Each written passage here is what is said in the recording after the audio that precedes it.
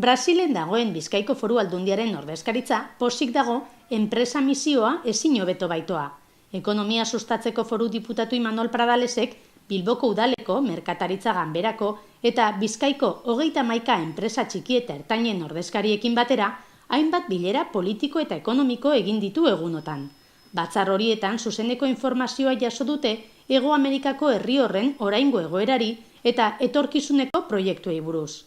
Halaber, Aldundiak eta merkataritza ganberak Amaia Telleria taldea eta FIE Automotive bizitatu dituzte. Brasilen arrakasta handia izan duten Bizkaiko bi enpresa dira eta epe laburrean fakturazioan izugarrizko hazkuntza izango dutela aurre ikusten dute.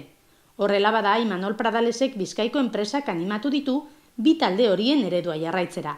Lanbilerez gain, ordezkaritzak Sao Pauloko Eusko Brasildar etxeak antolatutako bigarren Euskal Aste Nazionala amaitzeko ekitaldian eta Sake Maizuen 5. Gran Slameko finala abian jartzeko ekitaldian parte hartu ahal izan du.